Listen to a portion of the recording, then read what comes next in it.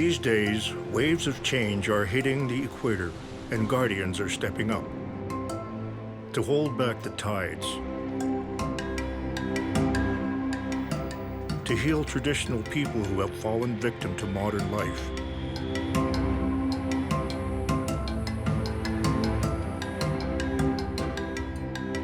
And to make sure that even the tiniest residents of paradise will survive into the future.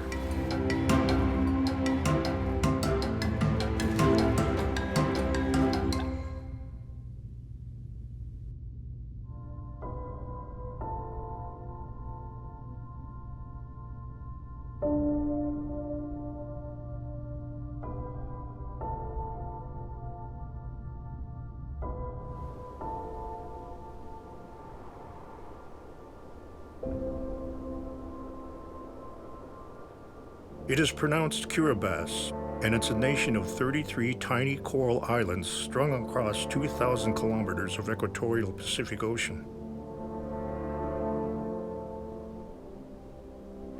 All of Kiribati is just a few feet above sea level.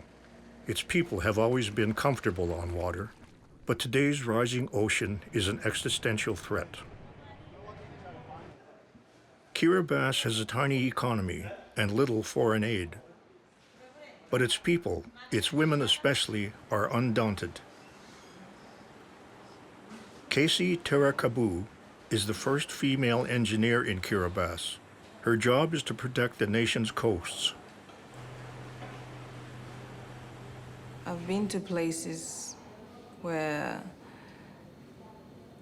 it doesn't get flooded, but when we have spring tides, the place does get inundated. Yeah, and waves washing ashore, strong waves with wind. It does affect the land, yeah. Occasionally, the moon, sun, and earth align to raise a king tide that floods parts of Kiribati with salt water. The floods poison the island's freshwater wells and smash its precious infrastructure.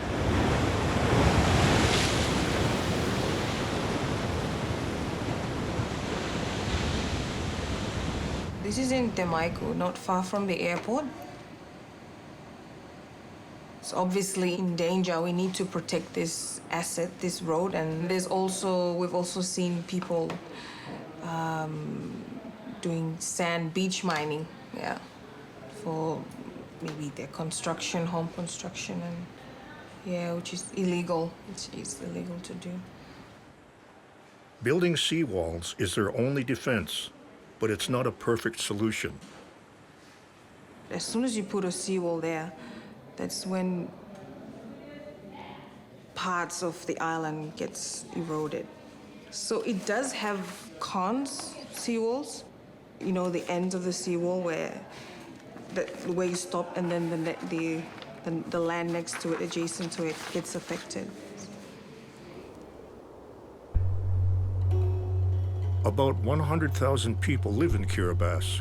The government has tried to find them potential refuge in wealthy countries to the north and south, with no luck. Their only hope is now to build barriers that are tough enough to guard Kiribati from the rising sea.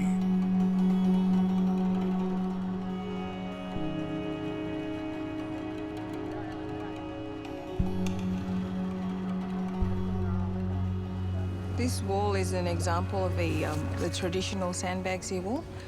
And I don't know how old it is, but it looks pretty old from just observing it. And I'd say it's not really built according to the design that we used to.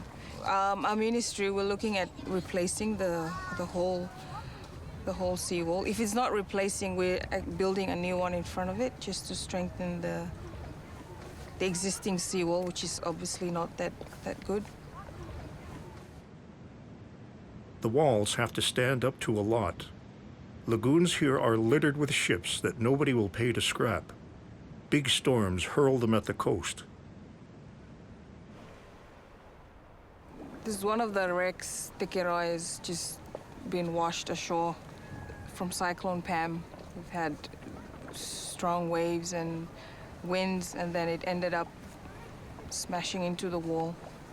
So when that broke through and we've had severe high tides, waves would wash up to the road and sometimes across to the houses. In the local language, Tekeroi means good luck.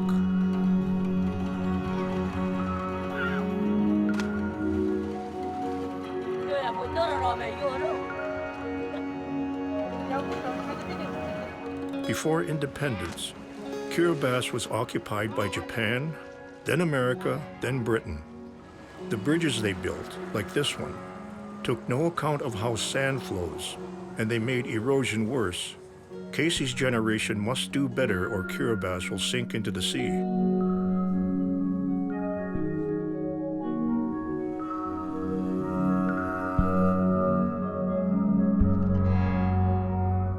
This sort of problem is common on the equator. In many places here, subsistence survival is easy, whereas modern life is both a blessing and a curse.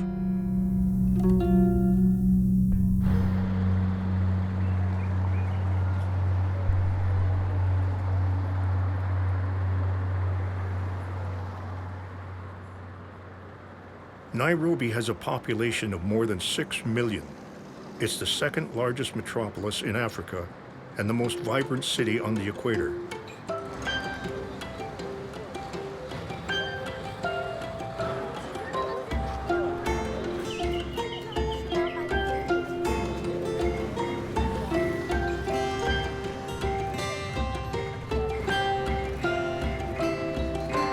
It's a bustling city that is surrounded by wilderness and villages with no services. When rural people need medical help, it comes from the air. The flying doctors have been answering the call since 1957.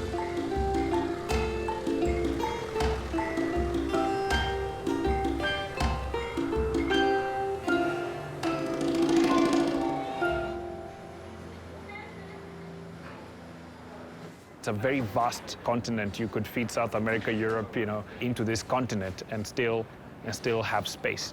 So you have a lot of vast remote areas. When someone is in need of medical services, it's not either close by them or the speciality required is not there. So the only way to assist them medically is to evacuate them from that location and get them to a center of medical excellence. And so that was Anthony. She was taken to Aga Khan, the pediatric casualty, under Dr. Ochieng. Something to bring down the fever because temperature was quite high. AMREF nurse Jane Munia and her colleagues guard the health of some 14 million people spread across 7 East African countries. Yeah, so this is being done in FDF. They should be landing, if not have landed now, back in Wilson. My job is no ordinary job. Because when I wake up in the morning and I'm preparing to come to work, I do not know where it is I will end up being sent to, Some days are quiet, but most days are busy.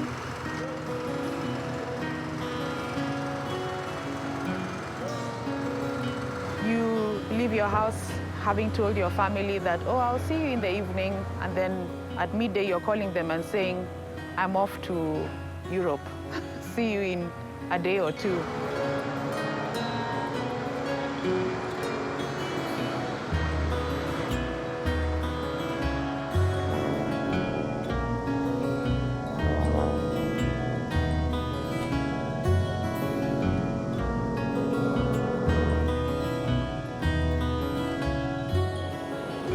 There is a challenge in landing in bush airstrips. When you're coming into land, you could have an animal crossing.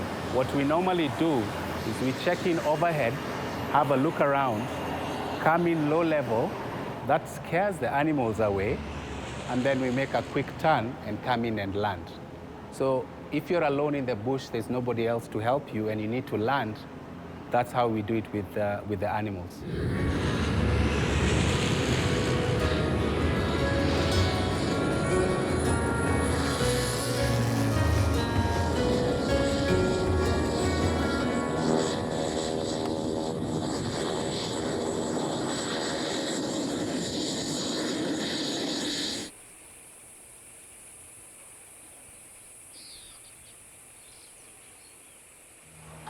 We place the patient on our stretcher. If the patient is very critical, we prefer to do everything outside where there's there's space, and we can get help from the assistance from even the pilot.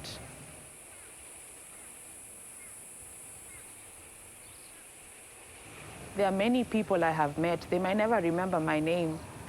I may never remember their name, but the fact that I made a difference in their lives is most important for me. Yeah. Most have modern afflictions that are new to their ancient home. As the equator's environment changes, biologists have to guard what remains and restore what's been lost. Luis Coloma, for example, is searching for an extinct toad. The relationship of the Jambato with the people who live in the highlands of the Andes dates back to ancient times. Indigenous cultures associated the Jambatos with knowledge and the belief that something good is about to come.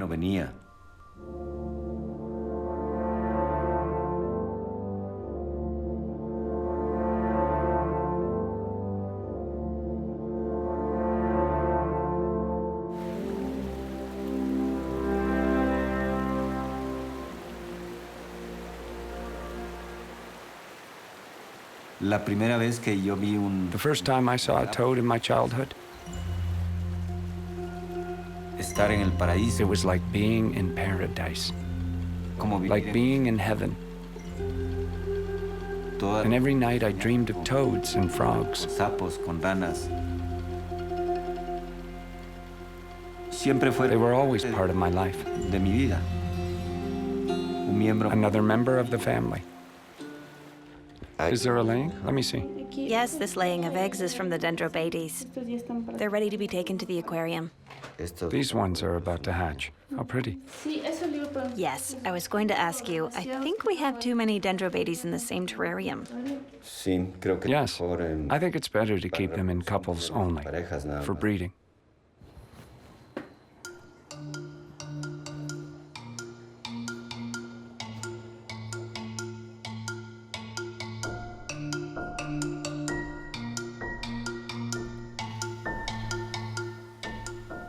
The Jambato Center is a research and conservation lab for amphibians.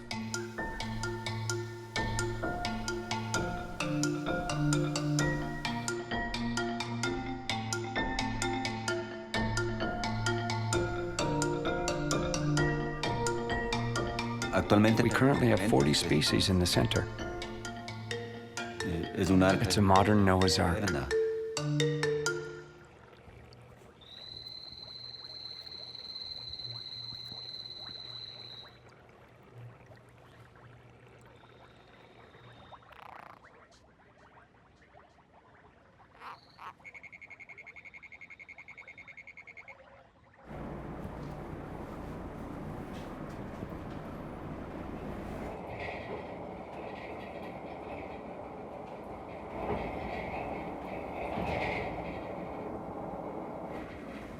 The situation with amphibians, in general, around the world, is desperate. Amphibians have survived on the planet close to 300 to 350 million years. And suddenly, in a short period of time, they started to disappear in front of our eyes.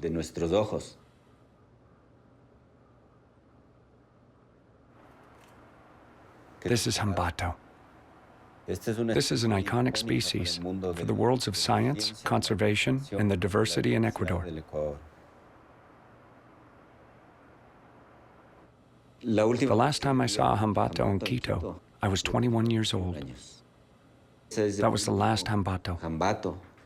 The last Atelopus ignescens that was seen in Quito in April 1983.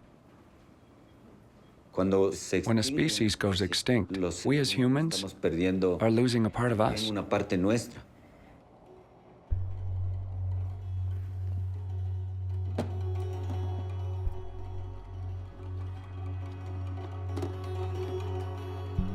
One day, someone named Father Batista called me and said, "Here, I'll send you a picture. Tell me if this is Hambato."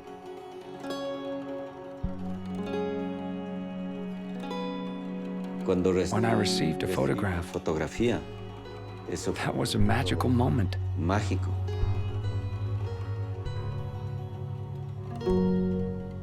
It was like seeing a dinosaur. It was impossible. But to resurrect the species, he would need more than one.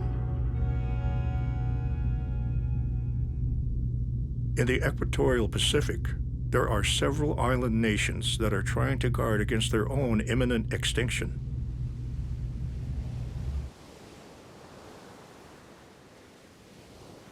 The most immediate threat is to the low-lying atolls that make up Kiribati. With national resources slim and no outside help coming, the nation's women are stepping up to guard their own shores.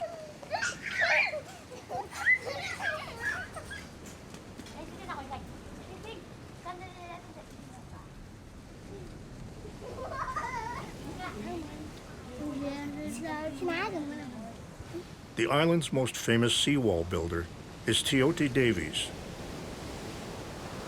Teote is a Kiribati native who now lives in Australia, but returns every year to her family home. Kiribati, it's paradise in a way. It's calm. We are on the equatorial. We don't get very, like tsunamis for some reason. And I think it's because we are coral islands. The people here are very nice. They are friendly. They are the most helpful people. Close to paradise, I suppose. I'm sure there are some flaws of the place, but Kiribati is a nice place, peaceful.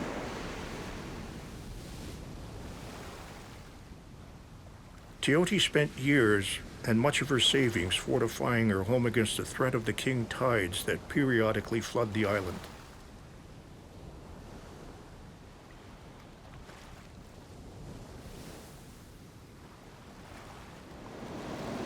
I think I love this place and I wanted to maintain it, I don't want to lose this place.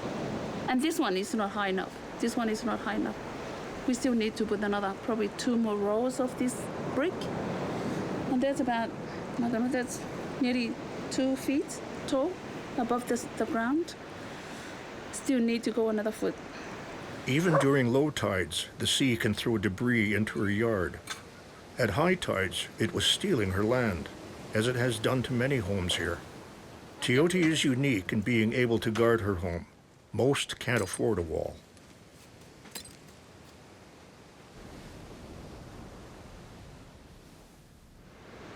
I started the wall in 2003.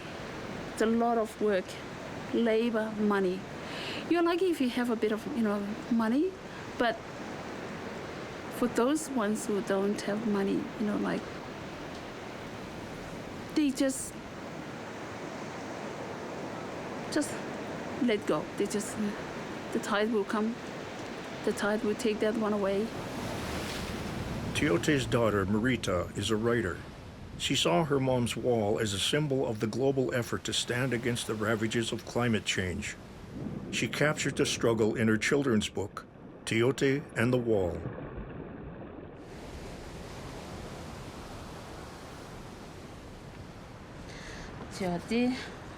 Every day in the hot, hot sun, Teote builds her wall. She builds her wall with shells and sand. Shoveling sand, gathering sticks, carrying rocks. She is very proud. Her wall is tall. Her wall is strong.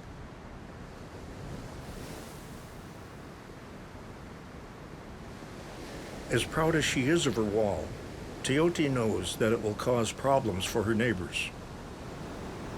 The other parts of the island that don't have any wall will just get eroded as the result of our seawall. But what do? Do you go with them and lose your place? you join the group of seawall builders. Everybody else, we sort of, oh, God will never let this happen. But on the other hand, my mind will say, it will happen.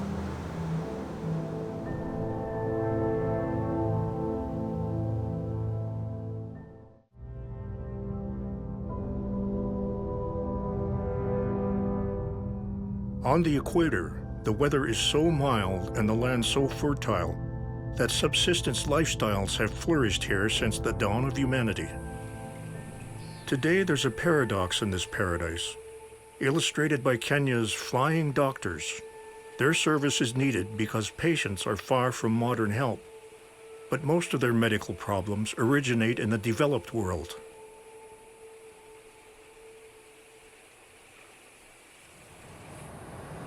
Motor vehicle accidents take up the highest number of patients that we evacuate. Malaria is also quite high on the list.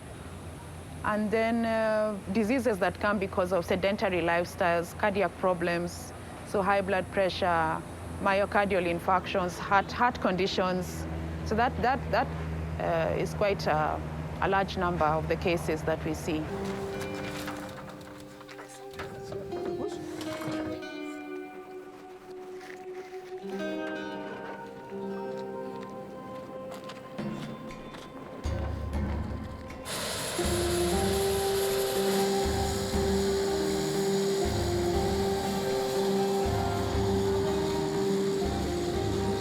What's interesting, actually, when I was 8 years old, I was in an incident in Western Kenya at my home where I got burnt with my family, and then actually it was the Army flying doctors who evacuated myself and my family to Nairobi. I didn't plan to, I didn't know then, but actually they, even back then, offered that same service. So they came and brought us here, so I found it very fascinating. I eventually ended up working for the same company that did the evacuation back then, which made a big difference.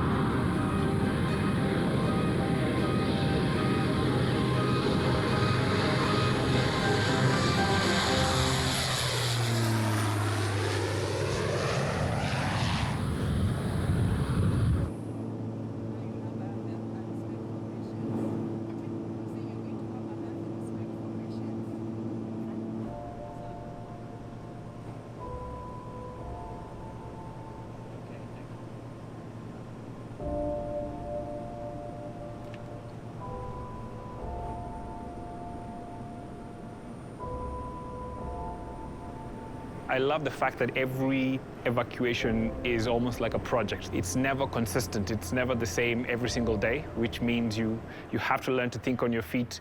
You have to apply your training in flight operations skills in that particular case, and the next one tomorrow is going to be different.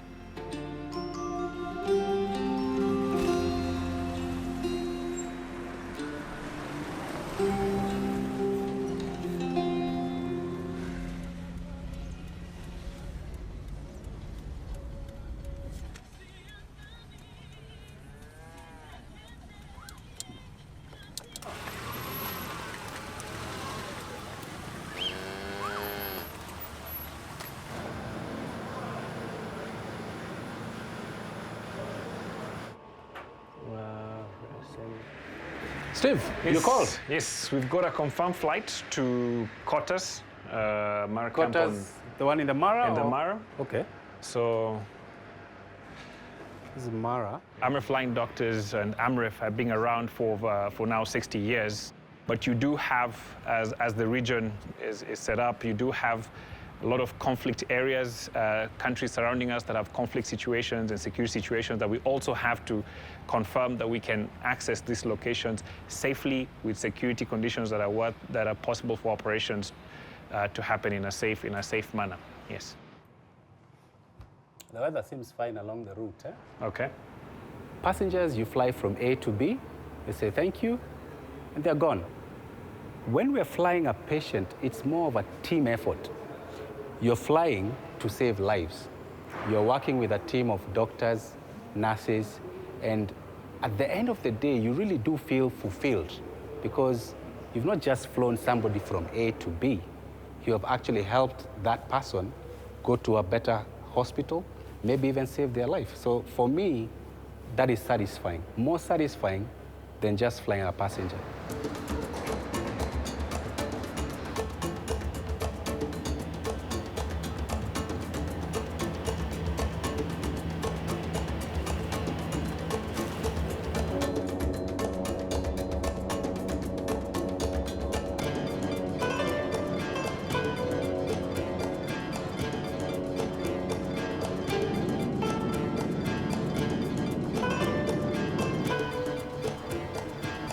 Every AMREF mission requires the precise coordination of a lot of expertise, not only in medicine, technology, and aviation, but also in the complexities of African cultures, conflicts, politics, and bureaucracy. Getting clearances. If I want to fly to another country, I have to apply for a clearance to get into that country.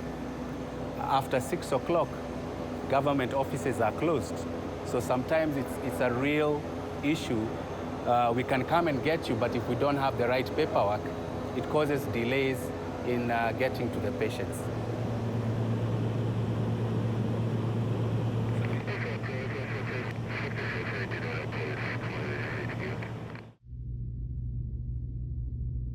Around the globe, there are many people who generally support efforts to guard biodiversity. But on the equator, where many people live in ancient, tiny villages, guarding the natural world is not an abstraction. It's a normal, everyday obligation for everybody.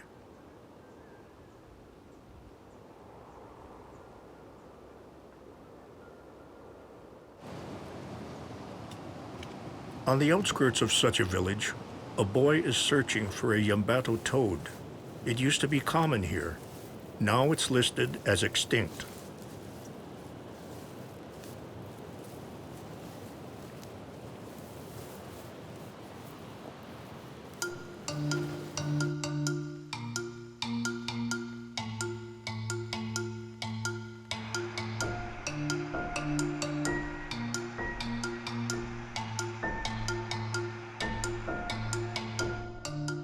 Biologist Luis Coloma knows that Yambato lives, and he is determined to find enough to save the species through breeding.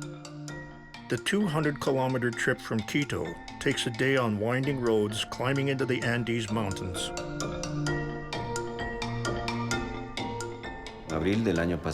April last year, we rediscovered the Hambato. Of course, in science, there is no such thing as a miracle, but this could equal a resurrection.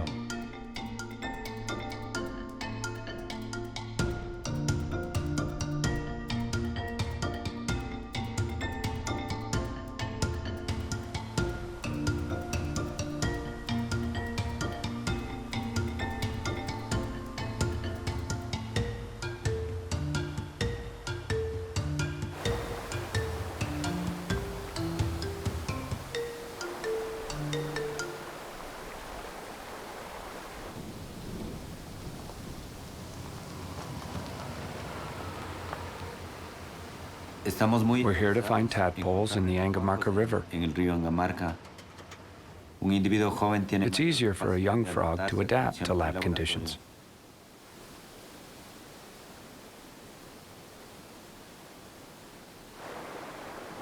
The tadpoles have a sucker on their belly. They use it to hold onto rocks. It helps them avoid being washed away by the current.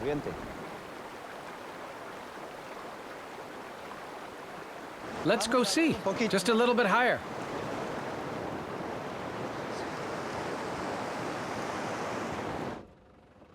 All these kids are crazy about frogs. How are you, my friend? Hi, champion. Hi, David.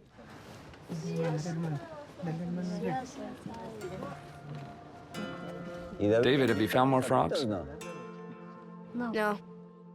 Have you searched? Yes, I haven't found them. Older people said the black frog is good luck for the world.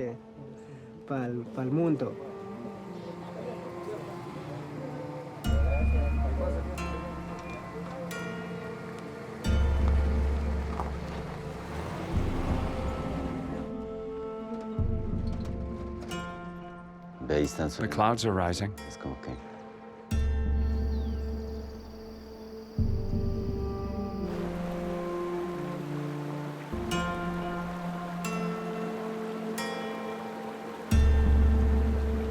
Yambato toads have been killed by the same combination of toxins, habitat loss, and climate change that have pushed 1/3 of the world's amphibians to the brink of extinction.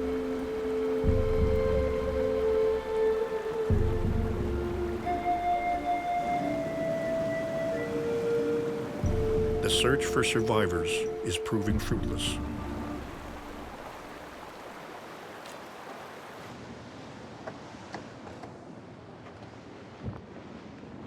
It's cold. It's like searching for a needle in a haystack.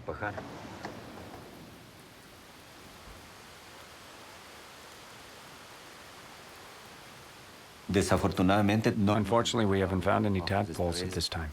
But we hope that once the water flow diminishes in a couple of months, there will be tadpoles in the river.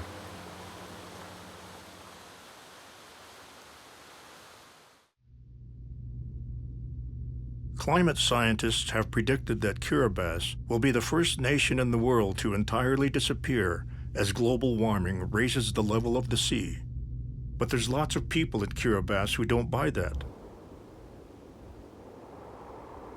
Kiribati has already lost infrastructure and whole villages to flooding. But that's not enough to convince true believers in this fiercely Christian nation.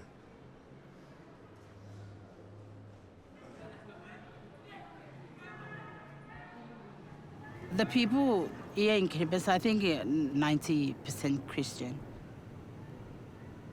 We learn from the Bible that the flood that God sent to earth when he saved Noah's family. And lots of people die, you know, and Noah and his family all survived because they believe in God, they trust God, they worship God. And at the end of the story, God promised to Noah that I'll put the rainbow here to remind you and remind me that my covenant, my promise, that there will be more floods. Claire is a former nun who has worked for years to educate rural people living on outlying islands.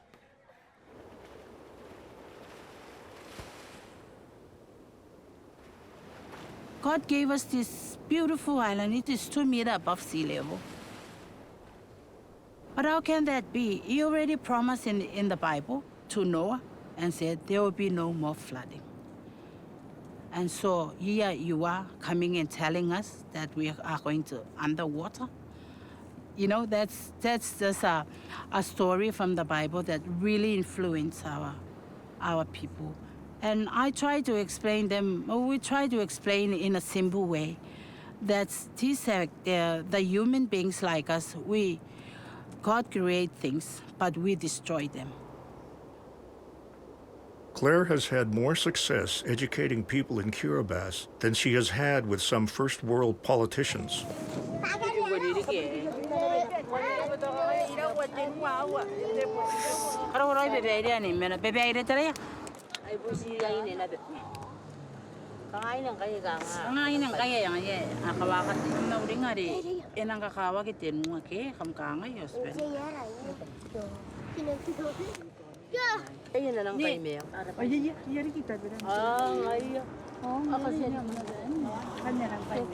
I was taken to the Canberra Parliament House to meet with some of the ministers. When I talk about the problem in Kiribati, and this man just gave a strange response. And he said, well, then maybe your people need to keep on swimming. And I just go. And everybody in the room just go.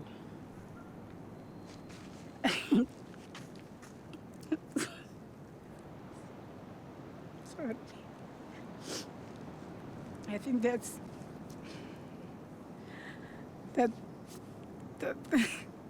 I still remember him. And I feel hopeless.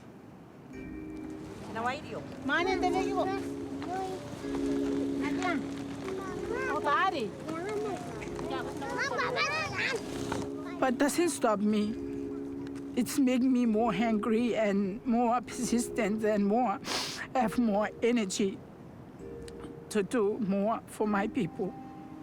She and her friends plant mangroves, hoping that natural wall will hold back the tides. It may be too little. But what defines a guardian is always doing all that can be done.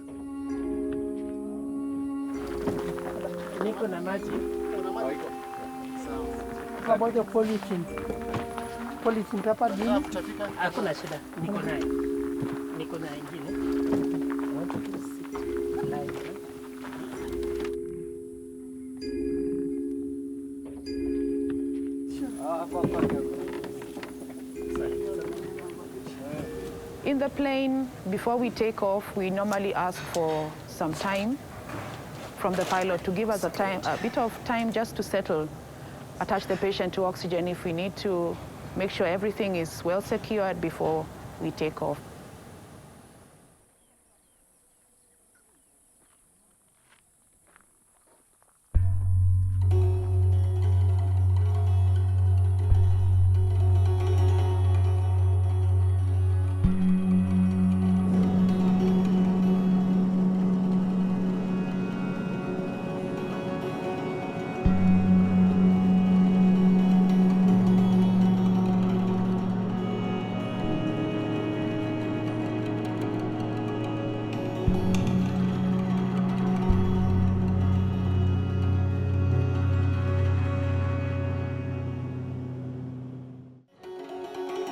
Sometimes when they least expect it, guardians get a lucky break. Luis Coloma and his colleague Eliseo have had a long, fruitless day searching for the disappeared Yambato toad.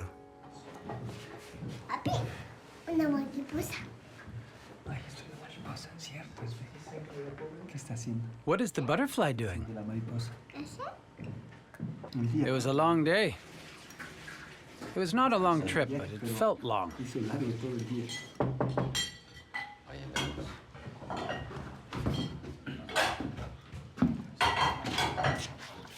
Hi. Good evening.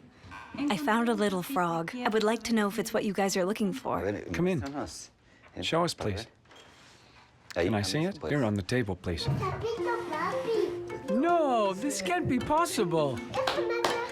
Beautiful. This is the frog we were searching for, a young one. Where did you find it? No, it wasn't close to the river. It was above, near the road.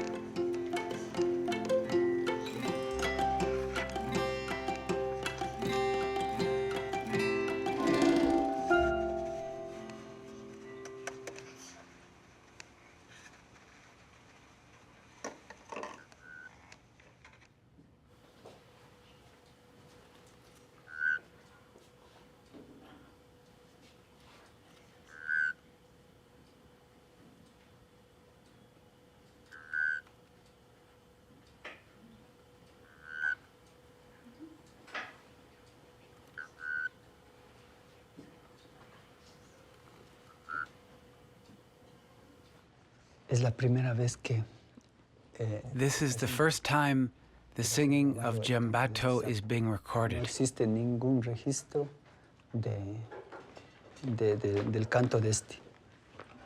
is crazy.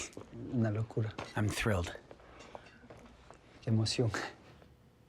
In ancient times, the cry of Yambato told Ecuadorian farmers it was time to plant crops ahead of the coming rainy season.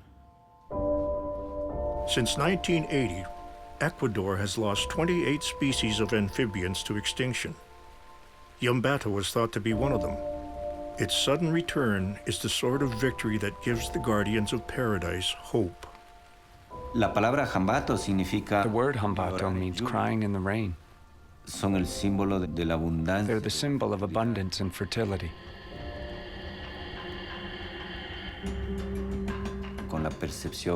With the perception that something good was on its way.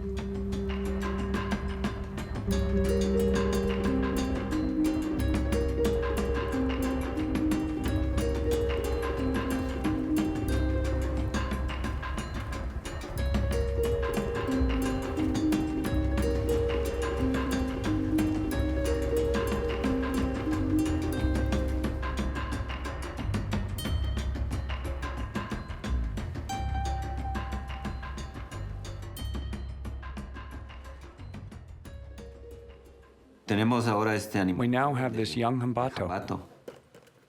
In the lab, we want to have a genetically viable population in order to reproduce thousands of individuals that can be reintroduced to nature.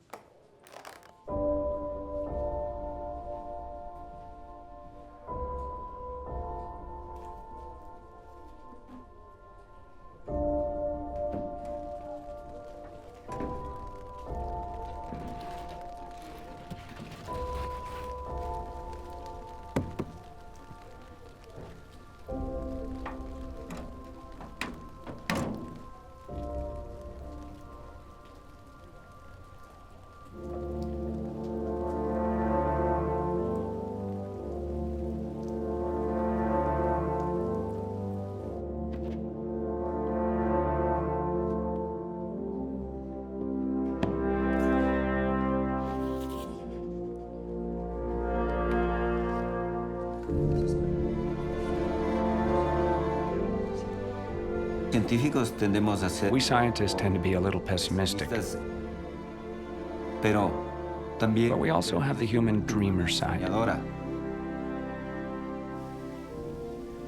And so I dream of seeing thousands of Hambatos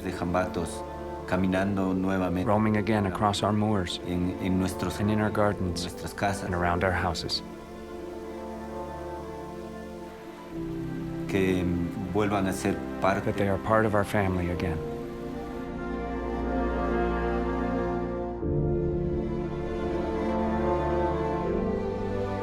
It's not a very big institution or organization, so we are like family. I like the friendships that I've built over the years. We care for life. You pick up a patient or a client who is almost giving up because they are so badly injured, but you stabilize them, you take them to hospital, they get better, they come back and say thank you. That sums up the day.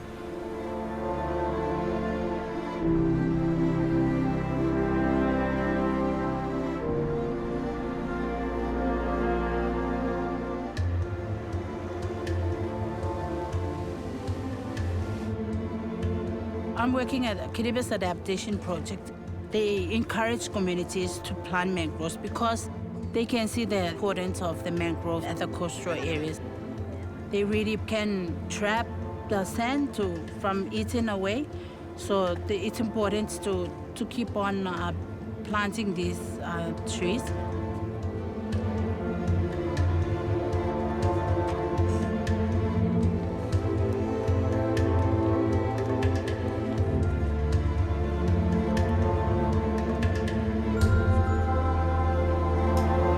Keep doing what we should do for the sake of our children. So from simple actions, yes, I believe that they will grow old here.